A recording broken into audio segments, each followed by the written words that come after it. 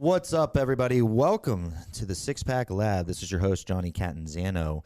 In episode number 6 here of our SixPack Lab podcast, we have a very special guest, Mitch Gaylord. Mitch, welcome. Thank you. Thank you for coming in. Olympic gold medalist, Mitch. That's awesome, man. We're excited. I feel like I'm amongst royalty right now. So as always, we're going to start off the SixPack Lab. First, we're going to talk about the latest in health and nutrition news, health and fitness news. Then we're going to move on to our gym fails to fixes, one of my favorite parts. We got Throwback Thursday going to go down. We're going to talk about one of our clients and a nice transformation that they have been through or currently going through. And then we're going to talk to you. Me. I got some questions for you, bud. I got a lot of questions. Some good answers for you. All right. I'll try my best. As always, we got Mr. Raymond on the ones and twos. My man. What's up, guys? What's going on, baby? Hanging out. Same old, same old. So what we're going to do first is talk about the latest in health news. Now, we're going to switch gears here a little bit. If you've been paying attention to the first 5 episodes of the SixPack Lab, I really like to talk about articles that may impact you in a positive manner in regards to fitness and nutrition. And a lot of them lately have been nutrition focused. This one is going to be nutrition focused as well, but it's a little bit different. Mitch, have you heard about the great debate going on right now? Please tell me. I have not. The great debate between Popeyes and Chic-fil-A. Oh, vaguely. Have you heard about this going down? I think someone didn't get the sandwich they wanted or something. Yeah, so there was definitely a little bit of that, and we'll touch on that specifically. But what happens? And I pulled up an article here that kind of, as always, Ray's going to throw our articles into the description of the podcast so you can check them out for yourself. This article kind of talks about the state of what's going on, what's happening. So, Cliff Notes version, August 12th. Popeyes comes out with their version of the chicken sandwich. Okay. And then I guess at some point, Chick-fil-A, who's been known to be outspoken on Twitter in the social media world, I guess, released a tweet, not necessarily attacking them, but just kind of some tweet that maybe they took offensively, saying like, it just had a picture of the sandwich or something, and it talked about the pickles or the basics. Did they have an exclusive on the chicken sandwich? I don't know about exclusivity on the chicken sandwich. I can't imagine. Yeah, I can't imagine that being possible. But, and then I guess Popeyes came back with another little more aggressive tweet saying like something like, "You good, bro? Like, you good, bro? You good, bro? Like, you all right? You freaking out because we came out with the chicken sandwich?" So a little troll. That's what started this back and forth, I guess. And then a lot of news outlets started to surface these articles and showing videos. There was tons of viral videos going around of people waiting in lines, like lines of cars, like around the block, I guess, to get in the Popeyes to get this chicken sandwich. I went to 3 Popeyes and didn't find it. So, Ray, you tried. I tried really hard. Really? All around Austin. So you were unsuccessful in here in Austin, Texas. Yeah. You went 3 places. Now, did you like go in the store? Did you go to the drive-thru? I went to the drive-thru, okay, and they have these little signs outside that say, We're sold out. We're sold out, basically. Okay. Yeah. Okay. Somebody's a really smart PR person is all I got to say. Somebody is right now. very smart. And it's funny you mentioned that because let's talk about this a little bit more. Now, Chick-fil-A, although a pioneer in marketing the chicken sandwich, did not invent the chicken sandwich. Okay, a lot of people think that. They didn't invent it. Right. It's Tastes actually like it. yeah, this is pretty good.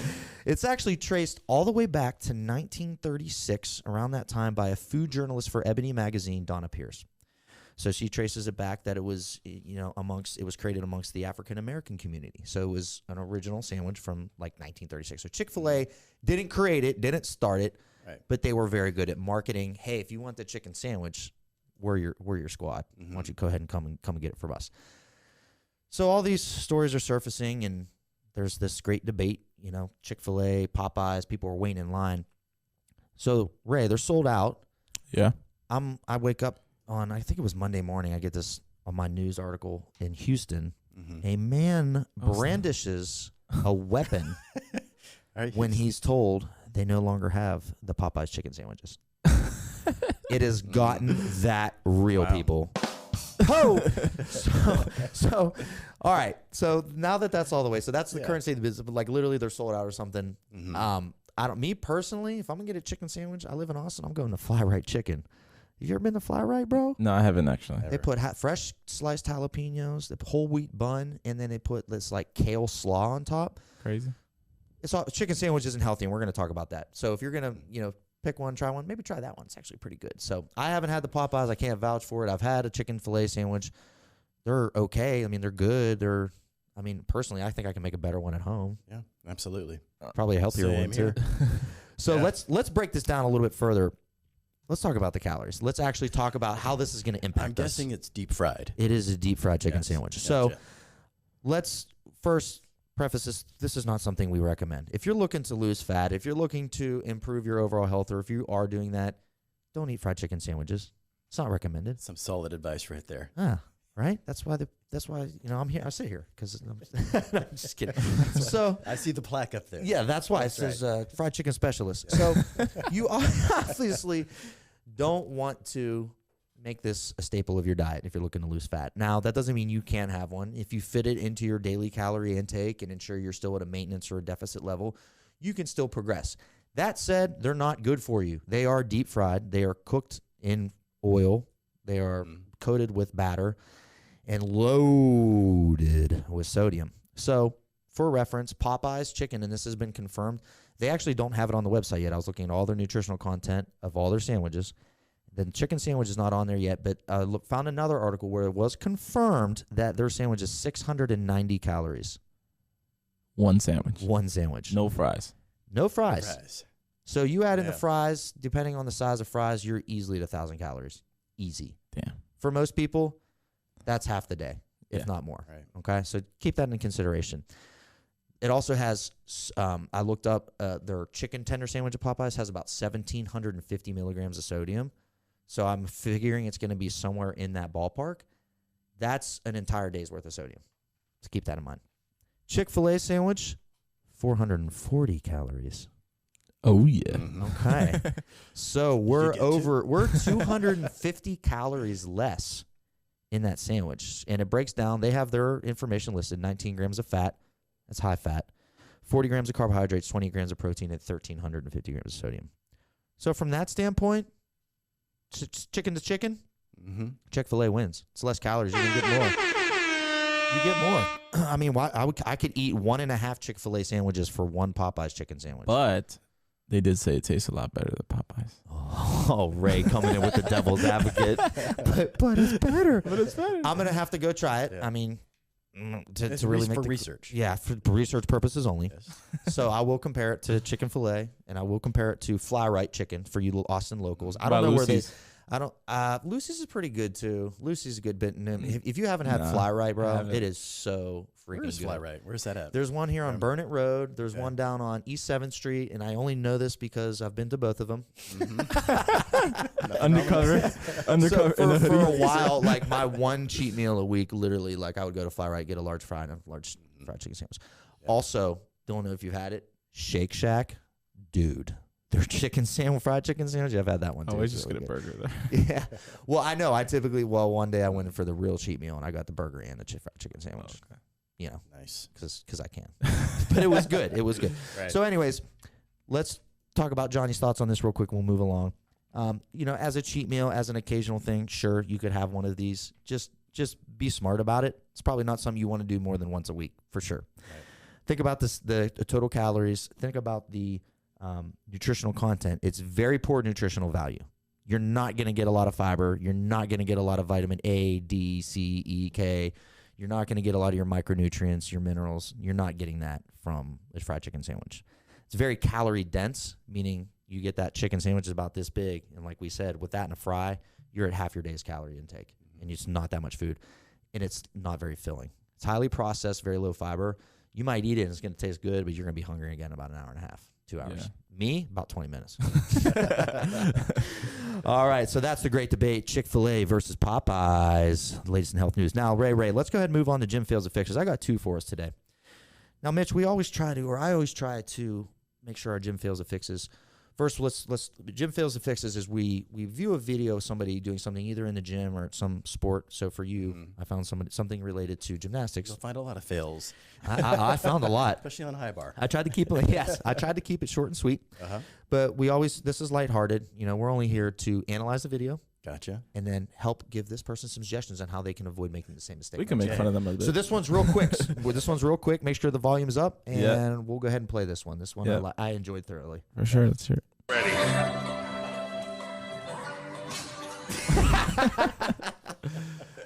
Now, Mitch. I think I know what happened. Okay. She let go of She the let rings. go of the rings. All right, Ray, let's play it Not back one more supposed to do time. that. One more time. One more time. Poor little girl. So, what's your advice for this little girl on what should she first? If she's, I'm Yep. sure she's probably just new at this. This looks for maybe sure. she's probably just Yes. trying this out, probably for fun. Mm-hmm. Should she be doing that, or should she be starting somewhere else? Well, or what's interesting about that, I know they keep them low to prevent injuries, but the first thing you want to do is learn how to hang on the rings and Yeah. hold your body weight. And Right. She didn't even get to that point because she jumped up first. Yeah. And that created a lot of, downward load. force, gravity Exactly, is gravity's gonna get you. Which is what's interesting is she didn't try to hold on, which is probably a smart thing because that could have affected the shoulders and retarded herself. Yeah, nobody, I guess, informed her on how to use the rings. Exactly. And those are they called balance rings or what? Still rings. Still rings. So That's the what they still were. rings. Okay, so I kept looking. I Yeah. looked up Olympic rings. I looked up balance rings, Yeah. and then I saw it was like still rings, but I forgot it. Well, it was originally called flying rings. This is Okay. back in the 50s. They used to at Santa Monica Beach. at the it was- pier. I've yes, seen yeah. pictures, and that was near Venice Beach, where the Right. Muscle Yeah, Beach Muscle and all Beach, that. It was yeah. all at the same time. I Yeah. kind of grew up out there. Did you really? Yeah, absolutely. So there's people out there that still do that. Me and my fiance went out there. My fiance and myself went out there a few years ago, and we did the beach cruise and everything, just riding down Venice Yeah. Beach. And sure enough, they had those huge, and it was like I was scared just watching. And I mean, these guys were just Super swinging back and forth like on really long ropes and rings and doing crazy stuff. Right. Right. You did could that? Get some serious height on those.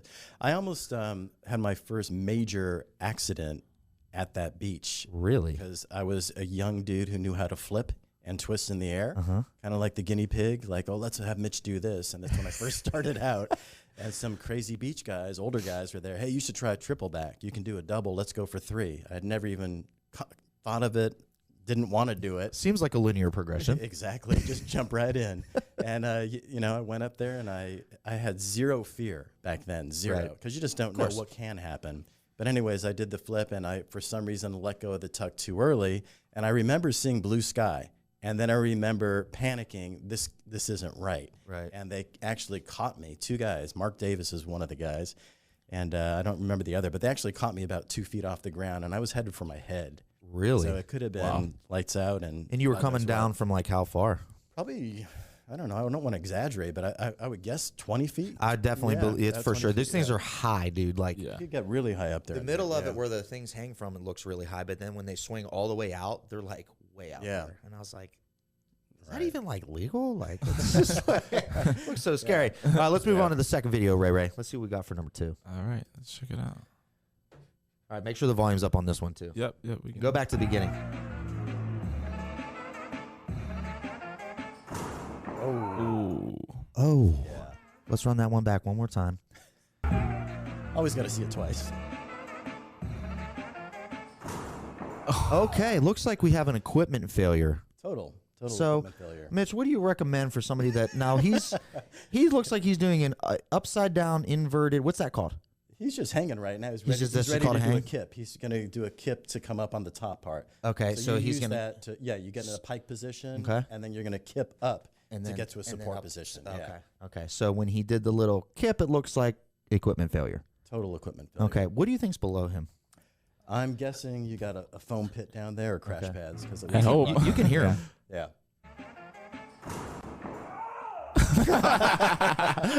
It actually, when that happens to you, because I mean, you could have grips break, and when that happens unexpectedly, it does scare the crap out of you. I'm sure. It does, because I'm you're not, sure. Not you just don't ready expect for it. anything like that to happen. Yeah. So So that's definitely from the top. so tip for that guy is just always Go check to the a safety go to a equipment. gymnastics training center. Yeah, that doesn't look like a Say a rock gymnastic. climbing. Mitch, Or Mitch ninja. called him out. All right, awesome. That was a great Gym Fields to Fixes, Mitch. I appreciate it, man. That was great. Anytime. Let's move on to Throwback Thursday. This is the part where we talk about one of our amazing clients here at SixPack Abs that is either currently or has gone through an amazing transformation. And if you're watching this and you have a transformation, you're one of our customers and either follow one of our programs or used our supplements or did coaching with one of us, please send in your transformation pictures to team@SixpackAbs.com. Literally goes directly to my email, and we would love to feature you here on a podcast and talk about your results. So, of course, make sure you put your stats in there. Starting, put your age, height, weight, What did you start at? Where are you now? And what methods and what did you use of our products to help get you there? Any info you want to put in there, just throw it in there and send it over to team@SixpackAbs.com. And, of course, Ray is going to throw that in the description for us. So this here is Mitch. Is his name Mitch? This is another Mitch. Where did you get a shot of me? Where did you find that? So this is Mitch too. This is the different Mitch. So Mitch is actually a client of one of our senior coaches here, Adam Becker. And Adam, I love you, bro. You did a fantastic job with this client. And Adam set him up with a couple of workout and nutritional programs that we have. I want to say it was maybe the Science-Based Six-Pack, which is our fasting-based program. Mitch is 6 foot tall, 44 years old when he started. On the left, 226 pounds. On the right, all the way down to 188. Fantastic job, awesome. Mitch. Now, let's briefly, I want to talk about this because you see a huge belly on the left, like really big. And it's quite common. And I personally don't, Mitch. I didn't coach him, and I can't speak to this. But when you see something like this, so Mitch on the left, he's definitely got some fat. But he doesn't have a ton of body fat. You don't see it kind of like hanging everywhere. It's mostly in his midsection right there. Clearly, it's right there in the belly. It's that solid fat that I say. It's solid fat. Now, what that is that's a lot of what's called visceral fat. Okay. And visceral fat is actually, they're all dangerous, if you have excess body fat. But visceral body fat, if you're carrying a lot of it, that's actually the fat that's in between all of your organs, like inside your abdomen. It's a little bit more concerning. Yeah. And for some guys, it's very easy to gain visceral fat and not as much subcutaneous fat. And the subcutaneous fat is the fat that's under your skin.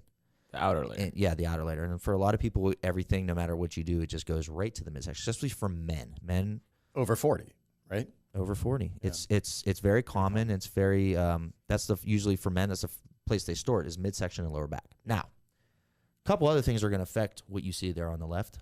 Eating highly processed foods, lack of water consumption, lack of fiber intake, and probably poor sleep. Keep those things in mind as well. When you make those adjustments to your lifestyle habits, you'll be surprised at what you can do. So Mitch lost a ton of weight. He lost a ton of visceral fat. He lost some subcutaneous fat. Absolutely amazing job. And I bet if you talk to him and asked him, that's the majority of his changes were, he followed our programs. He probably started eating the right way, eating the right foods, less processed foods, less eating out, less like the chicken sandwich, less of that, less of those, which are just they don't offer what we need. Yeah, it gives you calories, but it doesn't have the fiber and the nutrients and all the stuff that your body really thrives on. So that's probably what he did, and you can see clearly from his transformation it worked wonders for him. So for Mitch, this guy here, not you, Mitch. You're confusing me. What would be like his first step? A guy like this? Yeah. Well, that's a great question. It always reverts back to goals. Yeah. What's your goal? For him, if the average guy that we work with, when let's say a set of pictures come across like this, it's the belly fat. What's your main goal? Well, I got to lose the midsection, man. Got to lose the belly fat. Well, that takes weight loss. That takes body fat loss, body composition change. So for me, it's the easiest thing to do is to tell somebody to start taking a food log. Write down everything you eat for 3 days. Everything. If you have ice cream, write it down. If you have a beer, write it down. Accurately, too. Accurately. If you have 3 beers, write 3 beers down. Yeah. You need to do that for a few days. And be honest with yourself, because if you're not, then you're not going to get the results. The math problem isn't going to work. So do that for 3 days. Identify what you're eating on average for 3 days. And don't pull punches. Just make it. Don't all of a sudden try to eat healthier. Just do your average 3 days. Yeah. Then identify how many calories you're eating. See where that is. Just from doing that, if in 3 days you identify, well, man, I'm eating like 4,000 calories a day, that's your first adjustment. You're just eating way too much. Mm-hmm. If you do that and you identify, well, man, I'm only eating, what looks like 2,000 calories a day, well, then are you exercising? Are you moving around? What's your job like? Yeah. Are you at a desk? If you're sedentary all day and you don't exercise, 2,000 calories for sure could, for some guys, depending on the age, height, weight, you can add body fat. So that's typically the first thing I do with not necessarily somebody that's a coaching client of mine, but if it's maybe somebody that just approaches me and says, hey, what can I do? I'm struggling. I can't lose any weight. Well, that's usually the first thing I do is the food log for 3 days. Yeah. Write it down, add it up, see where you're at. You'll get the snapshot, and then you'll at least have an idea of you either need to start moving more eating less or doing a little both. Yeah. That's it. Exactly. Awesome. Simple. Simple, right? Yeah. It's all math. It is. It's all math problem. All focus too, isn't it? It is. I mean, it's getting something in your head and saying, what's the goal? What's the goal? And how do I get there? Correct.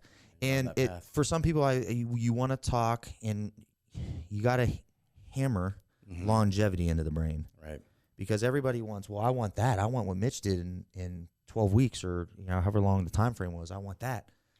It's like, well, okay, well maybe you can do that, but what about after those 12 weeks?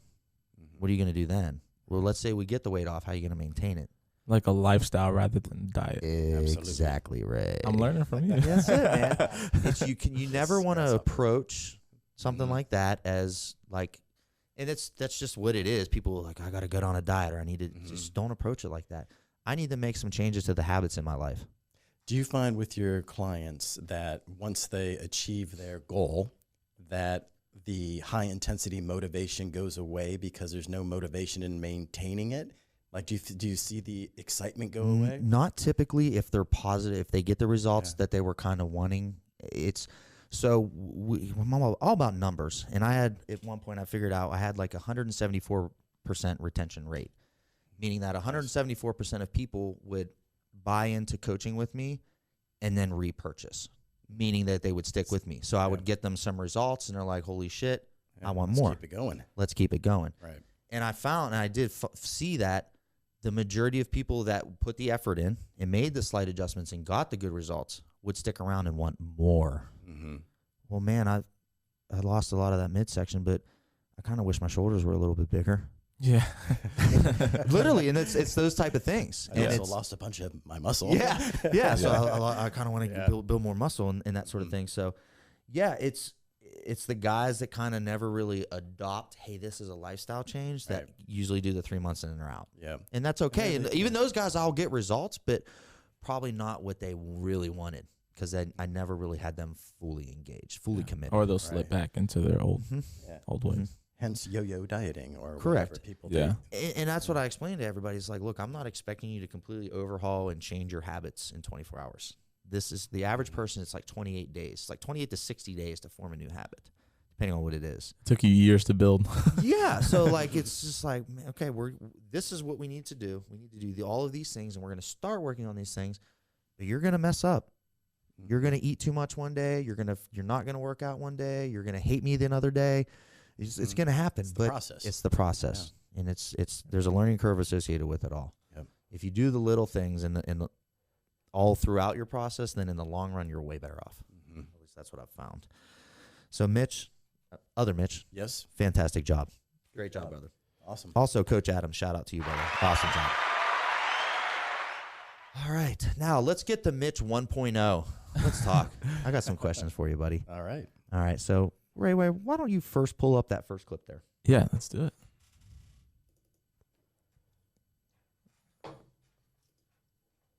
Okay.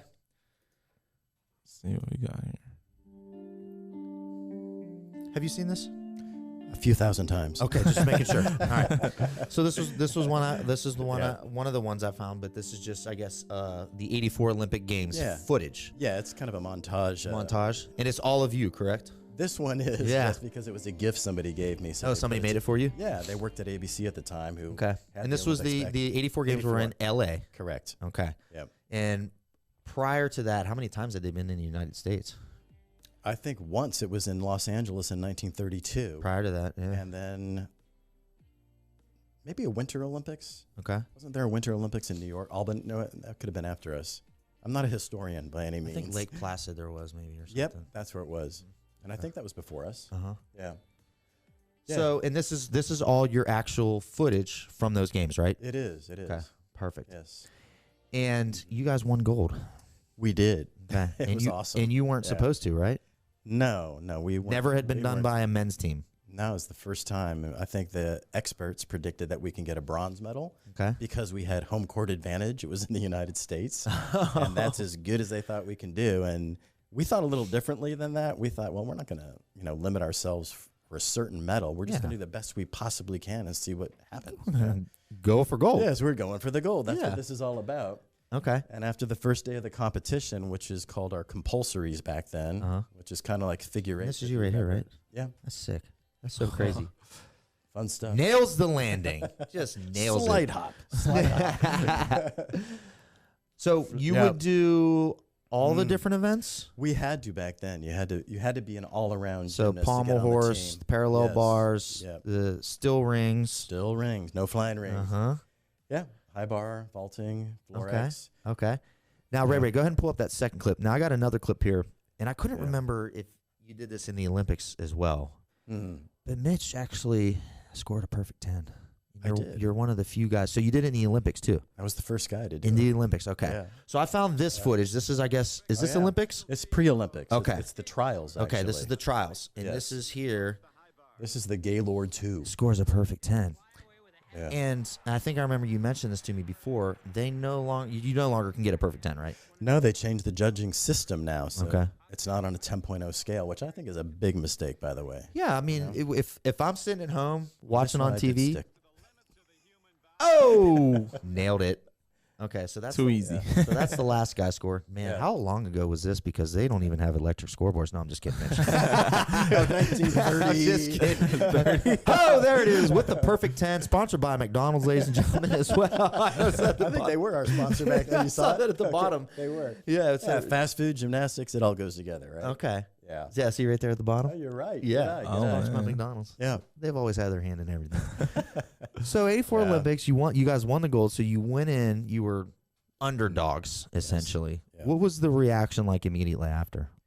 It was a whirlwind. It was unexpected. So everything that occurred afterwards was a huge surprise to us. Was it like Leno Letterman type stuff afterwards? It was all that stuff. Really? Yeah, we went right from winning to the downtown ABC studios and went on live television, and people were celebrating it. We That's had awesome. ticker tape parade. We had the police escort and the whole Really? thing. Yeah, so Really? it was an eye opener. We did do ticker tape parades with the whole Olympic group. Any medalists got to go on that. We got to meet President Reagan at the time, and we went to New York, Florida, Dallas, just all over the country and celebrating the success. And then we did our own tours too, gymnastic tours, which was unbelievable because gymnastics wasn't a really popular sport. Most people know Mary Lou Retton was in those Olympics also. Right. So we combined the men's and women's team and went on the road, and we were selling out stadiums. It's just I mean, kind of not like just outdoor performing, stadiums, right? Just to perform? Just exhibitions and performing and having a good time and celebrating with Very the country. cool. How long did you do that after the Olympics for? For at least a year and a half, Wow. nonstop. And it paid? Yes. That's the first time we actually made money. Yeah. 'Cause nowadays, the athletes are making money before they compete, and that's not how And it it's was for and us. it's and the money they're making from endorsements, right? More endorsements and sponsorships, pretty Yes. much. They're not Yes. necessarily getting a paycheck from the Olympic Committee. They get paid, I think, at big events, Okay. depending on how they place or if you make the national team. It's not huge money, but it's just a way of keeping people so they don't have to worry about finances while they're training. Right. But it's not professional by any means. Okay. So there's Yeah. not like you're not getting Not big like money. oodles of money. No. Okay. Where are you from? Los Angeles, Born and raised? yes. Okay, so that's where Yeah. you grew up. Mm-hmm. What part of LA? Van Nuys. Oh, nice. Did you have You know the a area? Yeah, Yeah. I love LA. I love Yeah, I do Southern too. California. It's Southern I California? got some family out there, so I love Yeah. it there. I was just out in San Diego. I love Beautiful out there. California. Yeah, I love it. Mhm. Did you have a background in athletics growing up, or No, I was an athletic kid. I mean, Okay. I did baseball, football, basketball, but I was really small. So as everybody started growing, I wasn't growing. Mhm. And my mom was astute enough to say, you should really get into this trampoline class because I love flipping off diving boards and that whole thing. yeah? And I had all this energy. So she's the one who put me into this trampoline class on the weekends. And then those coaches saw my flipping and twisting ability. It was pretty natural for me, and I loved it. And they said, you really got to try gymnastics. And how old are you at this point? I was 12. 12. Okay. Yeah. So you weren't. Yeah. So a lot of kids start gymnastics when they're like 4, 5, 6, right? Most start way younger than 12. So you're kind of a late I wanted to be bloomer a per football se. dude. I think I told you that when Yeah, I first you met did. you. Yeah, you And did. it wasn't in the cards for me. Yeah, it just wasn't in the deck of cards. No, but that feeling of being the hero of the game was. Like I want to be that guy who scored the touchdown. You still got the feeling. the feeling of just doing something superhuman was what the motivation was. How old were you when you were in the Olympics? 23. Okay, so it was about 9 years between, or 10 years or so Yeah. between when you started and ended up making it to the Olympics. Yeah. Where in between there did you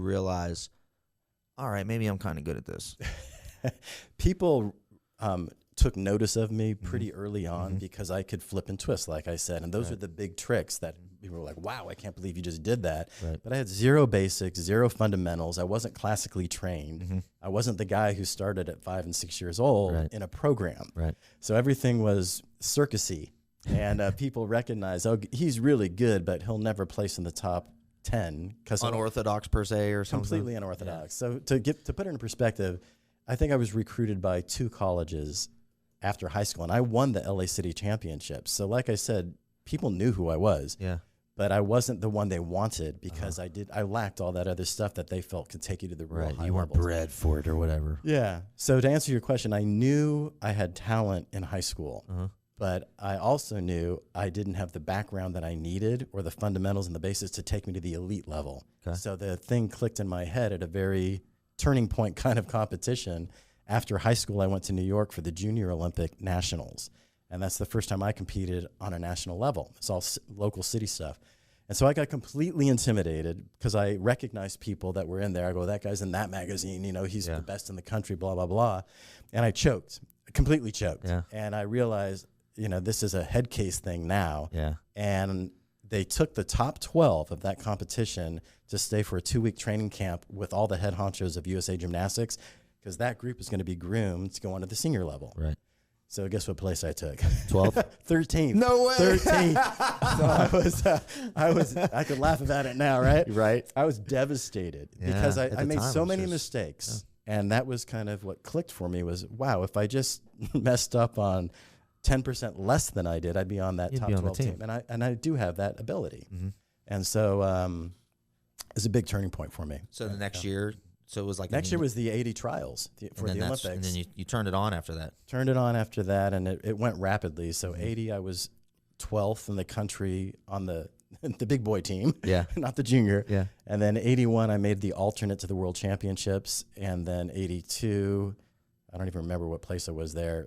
I was second in 82, first in 83, and first in 84. So I went rapidly in the world. No, in our country. In a country, okay, for USA, yeah. okay. Yeah. Interesting. And there's a lot of stories in there that, you know, could take hours to talk about of how it happened. Right. But it was, I give Kurt Thomas, if you remember him, he was right before my era. He was a world champion at the time. But he should have been in the 80 Olympics, but we boycotted. Right. But I went on his pro tour as an amateur. He coached me because he recognized the talent that I had, and he said, this is all mental, man. And his 2 best events were my 2 weakest events. Really? And so I went on this tour with him, and I was on the road for 3 months performing every night for a different audience, and I learned the love of performing versus the fear of competition. And that was the game changer for me. Just go out, have fun, excite the crowd. It's interesting you say that. Yeah, and no pressure. Don't worry about the results. And that changed everything for I've me. kind of had the same revelation in bodybuilding over the course of my career and all the shows I've had. It's less about I gotta win, I gotta place, gotta get first call. It's more about you gotta beat your last version of yourself. You gotta do better than you did last time. It doesn't matter what the judges think. And the enjoyment of being there actually and doing enjoying it. Yes. Yeah. I mean, that's why you're Posing doing on this, stage. right? Yeah, exactly. Yeah. Same thing for you, performing. Yeah. That's the whole kit and caboodle. You should have the satisfaction out of that. Yep. So, man, training. How hard was that? Like, how many days a week? Did you have like hardcore coaches on you guys, or how'd that go? Well, in college, it got more hardcore. I mean, prior to that, it was 3 days, 4 days a week. And you did max. it for what college? UCLA. UCLA. I went there. Nice. Nice. Yeah, it was fun, man. We had a great time there. We had a very Did they have strict scholarships coach. at the time? Yeah, and I did get a full scholarship. ride, there. yeah. Great. I did. Awesome. But the other guys that were coming in, they were the ones, like Peter Vidmar was on that team. He was actually there already. But Mark Costa was the big national recruit. He had gone everywhere for these glamorous recruiting trips. Yeah. So I was jealous, man. Yeah. You know, I was the local guy from LA, but these guys were coming in, and there was high expectations for the team. We had Vidmar's coach, who was Sakamoto, and he was very much the disciplinarian, Japanese, my way or the highway kind of guy. He and I butted heads big time. Yeah. He didn't understand where I came from, what my background was, and he didn't know how to harness the talent. It was like, no, you're doing leave all that alone. Yeah. You're doing this. Yeah. And I was like, that's boring. Yeah. I don't want to do that. I know I need to, but not in the way you want me to do it. And like I said, we butted heads, and that's a whole other story. But the training was 6 days a week back then, and it was about 4 to 5 hours a day, right? Wow. And it got more intense. Like I told you, after I left UCLA for a while to train with Kurt, and he really taught me how to be efficient in training because we were on the road. A lot of times the equipment wasn't set up on time. We had an hour and a half to get an incredible workout in before the show that night. So I learned how to be super efficient with the workouts and not waste any time and train smarter, not harder. That applies lesson across the board for sure. Yeah, I learned that one. So did you have any major setbacks, injuries? Knock on wood, no. I had the traditional sprained ankles that happen all the time. That was kind of my weak link, was sprained ankles, because you sprain one and then you're protecting it and you end up overdoing it on the other side, and that one could go pretty easily. So those were frustrating, man. Okay. Those things. Now, what's the normal career span of Olympic gymnasts? It's longer now. Okay. But back when I was doing it, 23, 24 was kind of your prime, which is what I was in the Olympics. And very few people went into their upper 20s. And now with more subsidizing financially and Olympic training centers and things like that, people are definitely going in their upper 20s. But with that comes more injury potential. And we've seen that too. Right. What about, and I know the Olympic obviously has the most stringent testing, but for like injuries or something, did you, and this is obviously in the 80s, so it's a different time than now, but was there any like PED use, or like, did you know of either at the Olympic level or at your local level, people using that either for recovery or for the edge? I didn't know anybody in our group that was doing it or on our team. I know none of our team members were doing it, but we heard rumors of Russians doing stuff and the Germans doing it. Yeah, we hear things.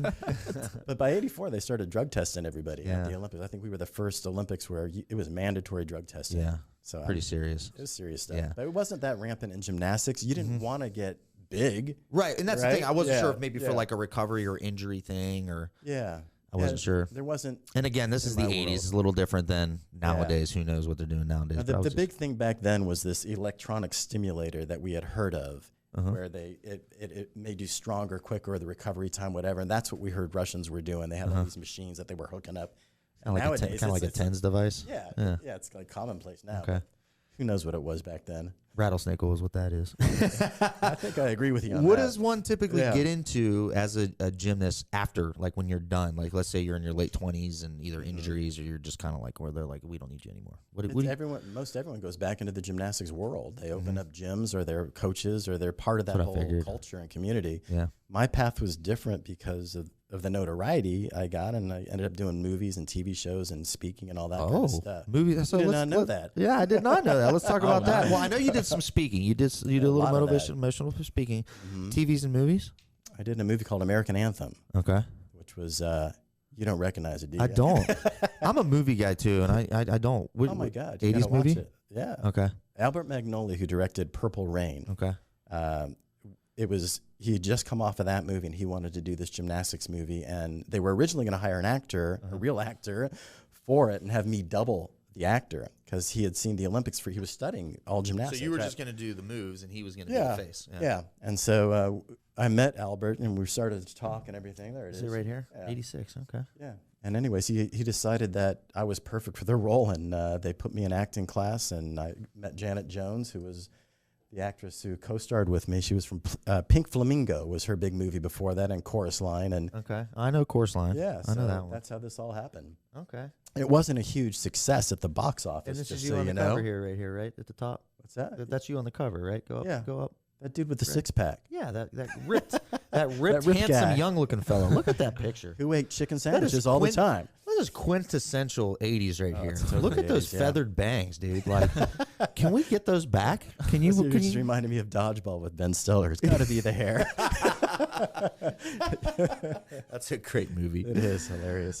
So what about? And I'm personally curious about this because it's prevalent in like wrestling and boxing and MMA. What about, do they like cutting weight or anything? Did guys ever like do that, or did coaches ever get on guys to like, you need to cut more weight to either be like stronger strength to body weight ratio or anything along those lines? Not when I was competing, but I think nowadays they're way more aware of nutrition and strength to weight ratio and all that. Back then we didn't focus in on it at all, and we were doing Taco Bell and Jack in the Box and you name it. And we just need the Ray's diet. Yeah, Ray's diet. I got him. We just needed the calories because we were going 5 hours a day. So we could basically eat whatever we wanted. Knowing now what I know about nutrition and how you feel by a healthy diet, oh my God, that would have been a game changer back then for us. Maybe could have got that quadruple flip instead of the triple flip. Or the Triffus. It's called the Triffus? No, we did a funny thing in American Anthem called a Triffus, which is a made-up move. Yeah. Now, this is to show you what happens in the progression of a sport. Now people can do it. People can do it. Yeah, but back when we shot the movie, it was impossible. Well, that was like snowboarding games back in the day. Yeah. Like I would play on Nintendo 64, like dudes doing like 1080s. And at the time in snowboarding, like maybe a 720 was the biggest trick they can do. Now dudes are doing like 1440s, like stuff I only played on like that game 1080 snowboarding way back, Nintendo 64, way back in the day. Stuff. Way old school. So if I weren't a gymnast and snowboarding was around, that would be my sport. That'd be your thing. That's what I have naturally in me is that kind of air sense. Really? Like I can still do all that stuff. A good like almost proprioception ability to sense body control. There you go. Proprioception. Never heard the term, but That's sense. your body's ability to recognize where it is and in space. In space, as you're basically. flipping and twisting. So that was innate in me, and that was what helped me. Let's get you on a board. No, not now. Let's go. Well, we don't have to try the spins and flips yet. As long as there's a pool underneath or a foam pit. When was the last time you did a flip? It's been a while. Yeah? It's been a little while. And if I did one right now, I would definitely see some stars. So you're out of practice. We don't still do the timing. Once that goes, you don't want to be on the events. Or otherwise we'll be featuring me on your next show. Jim fails and fixes. Yeah. But trampoline, if I'm up in the air on a trampoline, I can still. That's easy. That's easy. That's fun. That's a blast. Yeah. I grew up with trampoline. I was glad my parents bought that for me. It helped me be able to have body control. Yeah. And that sort of thing. Especially like playing football, being able to control your body, like jump in the air and catch a pass and that sort of thing. Right. Really important. I'm scared to do a backflip on one of those. I used to be able to do a standing backflip, but not anymore. You're right. At some point, you like lose it or something. And I remember I tried. I gained a little muscle and stuff. And I tried once, and I was like right on my head. Yeah, I was like, what happened to gravity? It changed. It brought me down quicker. And it's a lot of technique and that sort of thing. And then also that fear thing you were talking about. When you're younger, you don't. I used to be fearless. I used to cliff jumping and do gainers off that stuff. Now, no, bro. I'll see you at the bottom. No, bro. I've seen my health insurance deductible. I'm good. Yeah. I'm good. All right. So, coaches, you said you had a couple tough coaches. Did you ever get into coaching? I did not. Yeah. No. Just wasn't for you? It's not in me. I was always the athlete. And even though like I see things, like I watch gymnasts and I feel like I've been around the world of gymnastics and I give input here and there when people ask me. And, but I think I learned it differently. We established I wasn't that guy who it was unorthodox how I got to where I got. And a lot of it was very visual as an athlete. So it's hard to explain verbally to somebody what you learned visually. And that's just how I am, you know? Okay. So 84 Olympics, you guys won the gold. You ended up getting a lot more work, I guess, because of it. How long did it take for that to kind of like that notoriety or that to kind of die off? Probably about 4 or 5 years, right? Oh, so it lasted a pretty long time. Yeah, I guess doing maybe the big stuff. Yeah, and then then the next Olympics comes, and then it's kind of.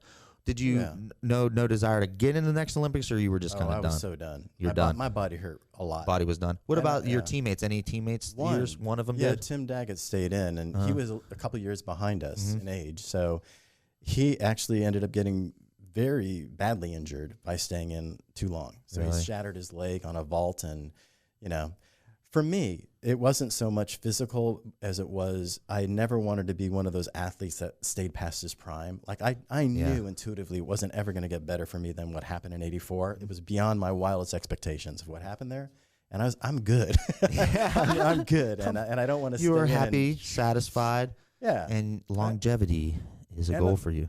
Yes. Yes. And a little burned out, to be honest with you. Really? I was trained hard during those last couple of years. I imagine any sort of, where you're at an Olympic level, I imagine it really kind of sucks some of the fun out of it. It has to. A little bit. It has to. A little bit, yeah.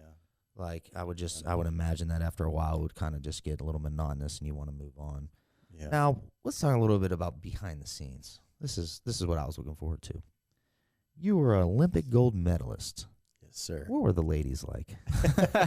That's why I got into gymnastics. a real macho men's gymnastics. Right? Now, when I was growing up, nobody heard of men's gymnastics. Right. The guys flying around in tights, right? Right. So it's not the most macho thing in the world. Right.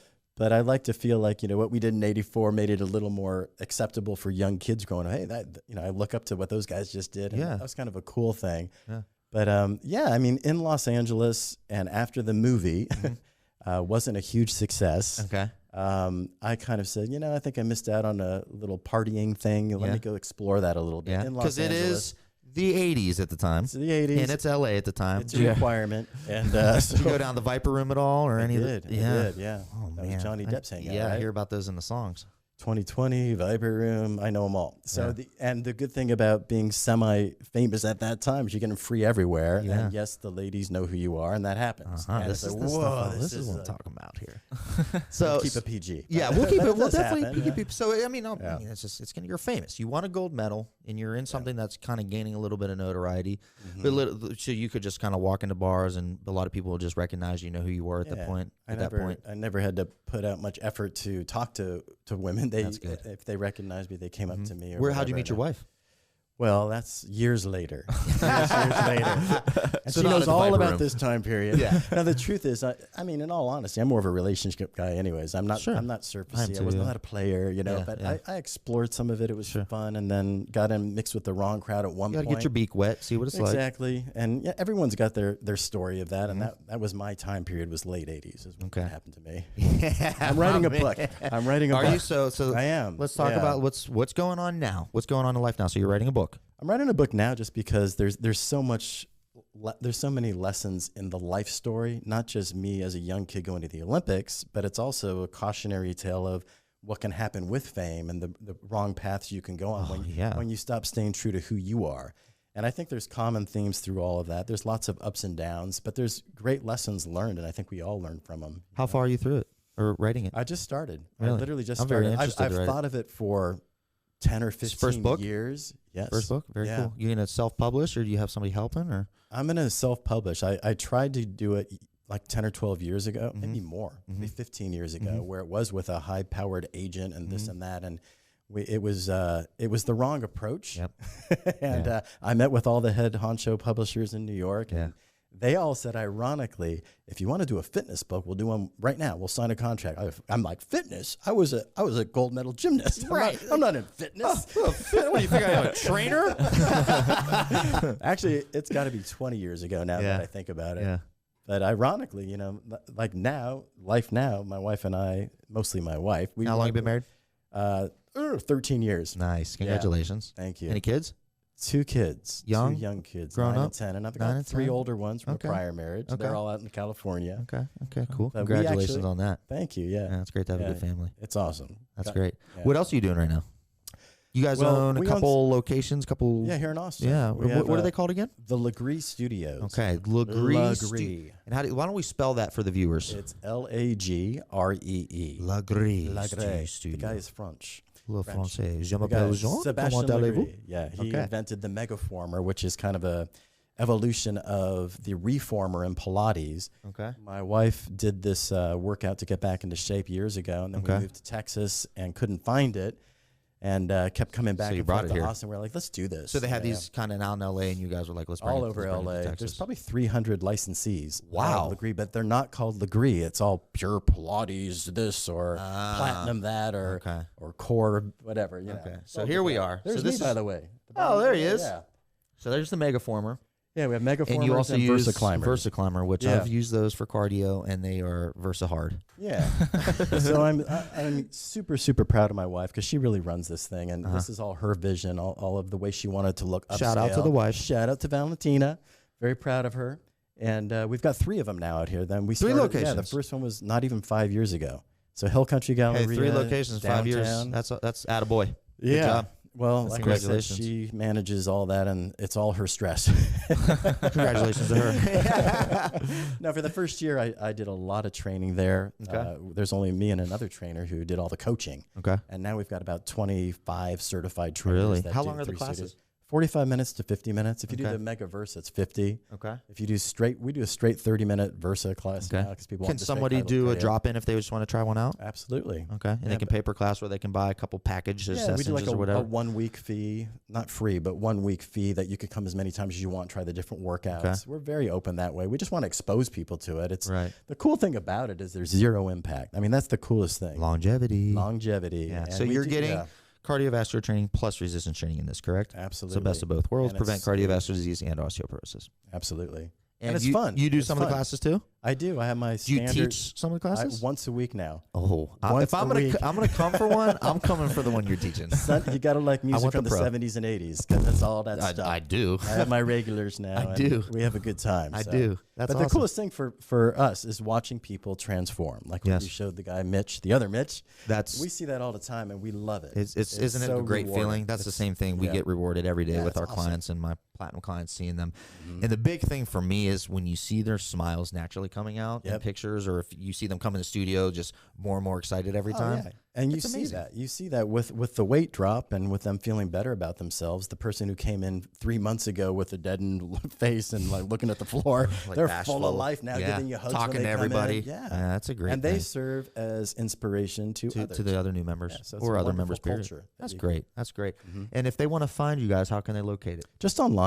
LagreeStudio.com. The TheLagreeStudio.com. Ray will go ahead and throw that Yeah. in Thank you. into the description for you. 100%. And they can obviously, if they have questions, they can reach out to you guys. Yeah, absolutely. Perfect. Yeah. Okay. So you guys got 3 locations going on that. That's Mhm. that's the majority of what you're doing right now. Yes. Okay. Yes. You still staying active, working out? I do. Okay. And I do this workout Do here this? at Lagree, and I also do my own stuff here and there. I like to mix it up too. I like a little variety in the workouts. Okay. But yeah, I like to keep healthy. I'm getting older. That's good. Got to keep the body fat off, even though I have And a how little old- on right how old are we now? How I'm old are you? 58 now. 58 years young. You don't look yeah. it. Well, thanks, man. I You don't appreciate for that. sure. And I'm Yeah. not just trying to blow smoke. You look good. You look good. I look at All least right. 52. At least 52. I'd say late 40s, early 50s for sure. Nice, man. You're Thank you, doing man. good. Ray, you ready for the rapid fire round? Oh, what's my favorite round? Oh yeah, baby. Do I need a sip of coffee? Yeah, you might want to go ahead and take a couple sips of the caffeine there. Mitch, this is one of our favorite times. This is our rapid fire round. We always do this towards the close of our interview here. And I Okay. want you just to shout out the first answer that comes to your head. Okay. Not necessarily right or wrong answers. I'm not That's the beauty of the rapid fire round. I'm not being judged. No judging. All judging. right. Mr. Mitch, favorite exercise? Used to be swimming. Swimming. Nice. I can't do it. Well, I can get back into it. I had Okay. frozen shoulder for a while, but that yeah, was I my can't favorite. swim without frozen shoulder. Yeah. Yeah. It Favorite doesn't color? work. Blue. Favorite song currently on your playlist? Fire Inside, Bob Seger. Ooh, a little Bobby. Mm-hmm. Favorite car? Ford F-150. Nice. Where is your gold medal currently located? It's in a picture frame in the house. In the house. And it's awesome. Nice. When you have house guests, do you pull it off the wall to show it off? I actually 'Cause I take would. it out and wear it whenever they get there. No, you know what? I'm like the most humble dude going. I put it up. Welcome to the house. Welcome man. to the house. Yeah. No, I'm proud of it, but it's not like, Yeah. hey, check that out. Type of thing. you wear it out to the bar with, like, with sport coat. I guarantee you, Valentina Nothing will but make a sure robe. people see it when they come in. And she's proud of it. I too. love She's it. proud And of you me. should be. Favorite movie? Besides yours. Besides, American Anthem. I always say Deer Hunter. That's a good going one. Way, way back. That's way back. Yeah, and that's an Maybe intense favorite movie in Austin the Powers. last- Austin Powers. Yes! For sure. Yeah. It's Austin Powers Faja. I like gold. He's tight like a tiger. Very tight. I can tell by his tight pants. Favorite item in your gym bag? I don't have a gym bag. I don't. Gym bag list. All right. Favorite Yes. superhero? It's got to be Superman. That's what I grew up watching. Favorite place you traveled to? Israel. Israel. Nice. I hear it's Yeah, actually beautiful. It's beautiful and it's awesome. Yeah. Least favorite place you've traveled to? Romania. Sorry, Nadia. I had a bad experience there, so it's not the country's fault. I just had a bad experience. Nothing personal, Nothing Romania. personal, yeah. Favorite gymnastics event? Oh, got to be the rings because Rings, you feel still rings. superhuman when you're in tip-top shape and you're at that level to perform. Yeah. You can do an iron cross for 30 seconds. And everybody's just that like, feels how's he good. doing that? That feels awesome. Least favorite gymnastics event? It always was pommel horse, but by the time I got to the Olympic level, I got really good at it, and I actually loved it at that point, but it was the most challenging by far for several years. Yeah. Who's your favorite current gymnast? Favorite current? I mean, Simone Biles, if I could go on the female side. Yeah. You're definitely she's superhuman. Yeah, so she's one of those rare people fantastic. that is so much better than everybody else that you have to look at. And she's one of those ones that is doing multiple Olympics, right? Which is another thing that's amazing. That's amazing because Yes, typically it's maybe unbelievable. like 2 or 3 and you're kind of, that's it. One or two. And That's it. At But that she's level, been in multiple. It's awesome. incredible. Good Major for her. kudos. Thank you, Mitch. That was it for the rapid fire round. So we had a fantastic episode today, Mitch, interviewing fun, man. former Thank you. Olympic gold medalist Mitch Gaylord here. We also talked about the latest in health and fitness news, the great debate, Popeyes versus Chic-fil-a. Like we talked about, guys, probably not the best idea if you're trying to lose a little body fat. If you want to have it, you can. But just be smart about it. We also did a gym fails to fixes. Thank you, Mitch, for a little bit of input, helping our guys make sure that they don't make those same mistakes next time. And then to the other Mitch, great job on your progress and your transformation. Like we said, if you have a fantastic transformation, you're one of our viewers or customers, please send that in to team@SixpackAbs.com, and for a chance to feature you here on the podcast, make sure and put your stats in there as well. And then, Mitch, I really do appreciate you coming in today and sharing all that information with us. It was really cool. It was a pleasure to speak with you. Thank you. You too. Where do we see you here in the next year or two? What's next? Well, I don't know. Okay. All right. Maybe you'll see me up there as a before and after at some point. You never know. I could use a little transformation right now. Okay. You need a little help? A little bit. I'm your guy. Platinum Coach Johnny. Think so. That's what I do. And I could eat chicken sandwiches? Hey, Ray, give me one. Yeah. All right. I like this. Once a plan. week. All right, Mitch. I really appreciate you coming in. All right, Appreciate it. guys. This is Coach Johnny here at the SixPack Lab. We got Ray on the ones and twos. Thank you so much. Thank you, man. As always, guys, make sure and comment below if you liked what you saw. If you have any questions for either Mitch or myself, comment those below. Give us a subscribe and turn your notifications on. That way you're notified of all of our new video releases. We're doing 3 releases a week. We're doing a workout, a nutrition, and a podcast every single week, Monday, Wednesday, Thursday. Make sure and pay attention. Give us a like on Facebook. We'll see you next time.